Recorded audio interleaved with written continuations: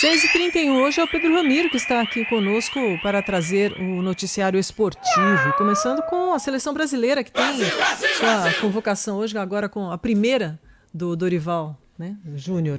Tudo bem, Silvânia? Bom dia para você, para o Pedro, para quem nos acompanha. Bom dia. Pois é, o Dorival Júnior vai fazer a primeira brincadeira dele ali na seleção brasileira, porque é um grande momento de um técnico da seleção brasileira, a grande parte da sua missão enquanto treinador. Ele viajou por vários países, até para tentar ter um contato maior com algumas equipes, alguns jogadores. E ele assistiu a 18 jogos em loco, né, no local, observando de perto nos estádios, conversou com 26 jogadores, passou por Brasil, Espanha, Inglaterra, todos esses países para observar alguns atletas. Hoje, então, quase 2 meses depois dele ser apresentado enquanto treinador, vai fazer sua primeira convocação. A expectativa de alguns nomes, como o Lucas Paquetá, que hoje joga no West Ham da Inglaterra, e ele estava afastado da seleção brasileira desde que foi acusado de estar envolvido naquele esquema das apostas nas casas esportivas, né?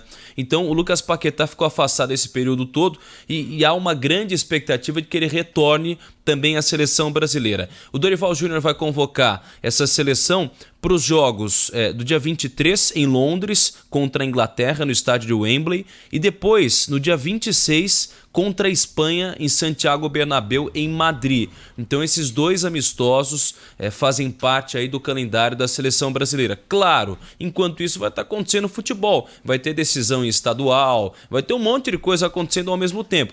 Os times, por não se tratar de uma data FIFA, não têm a obrigação de fazer com que os atletas, liberar os atletas. Eles podem pedir para a CBF, gente, eu acho que não tem como, porque a gente vai estar numa semifinal de estadual e tal. Então o Dorival Júnior faz essa convocação. O ano passado, né, Silvânia, foi triste para a seleção brasileira, né? Um dos piores anos da história do Brasil. 5 derrotas, 1 empate e só 3 vitórias em 9 partidas da seleção brasileira. Mas é difícil, né, o time deixar de liberar o jogador, né? Porque sabe que são os sonhos desses jogadores. E é vitrine, né? Às vezes o atleta pode ser vendido para fora também, porque alguém observou na seleção brasileira, né? Difícil dizer não. É uma grande missão, como outros campeonatos que também acontecem aqui.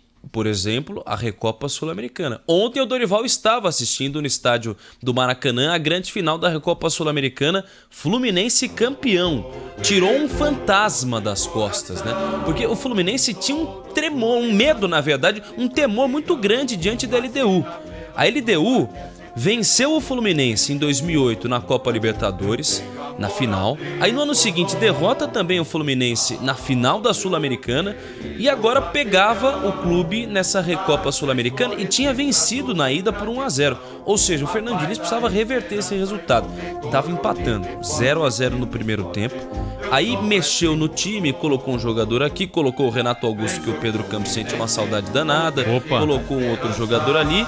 E aí John Arias, colombiano, fez 2 gols e deu o título ao Fluminense, o primeiro da Recopa Sul-Americana na história do clube. E o Campeonato Paulista tem a sua sequência no fim de semana, né? O Corinthians pega o Santo André e tem o clássico 8 da noite do domingo, né? Esse horário aí terrível para o torcedor acompanhar.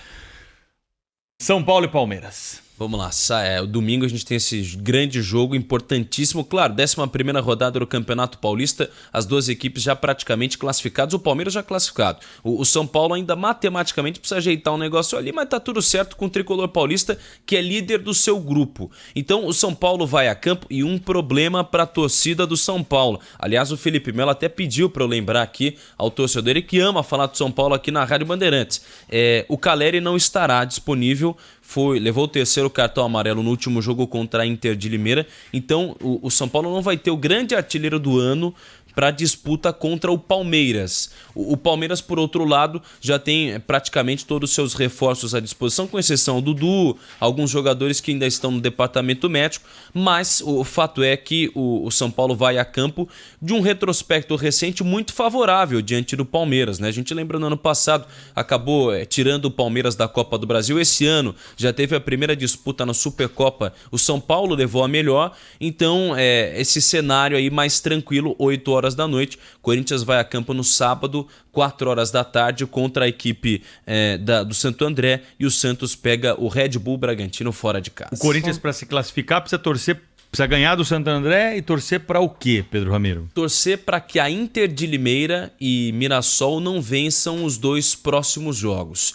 Mas aí não adianta só torcer para que eles não vençam. O Corinthians precisa vencer os 2 próximos jogos. E aí pega o Santo André e depois tem o Água Santa. Esse jogo muito provavelmente vai ser no Paraná. Em Londrina, o Água Santa pretende vender o mando de campo. Corinthians que ontem viu também Matias Rojas, meio-campista, pedir a saída do clube. O time ainda está negociando porque deve o direito de imagem desse atleta. Ele pediu para que deixe o clube, que rescinda o contrato. Essa negociação ainda está acontecendo. O Palmeiras ainda tem contundidos o Gustavo Gomes e o Mike. Verdade, né, o Gustavo Gomes importantes pro esquema. O Mike já voltou aos treinos, mas não sei se está liberado já para voltar a jogar.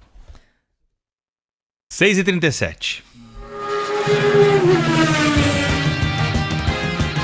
Mundial de Fórmula 1 na Bandeirantes. Oferecimento Stone, um novo modo de botar pra girar. Philco, tem coisas que só Philco faz pra você. E McDonald's, quando o Mac te pega, pega um Mac.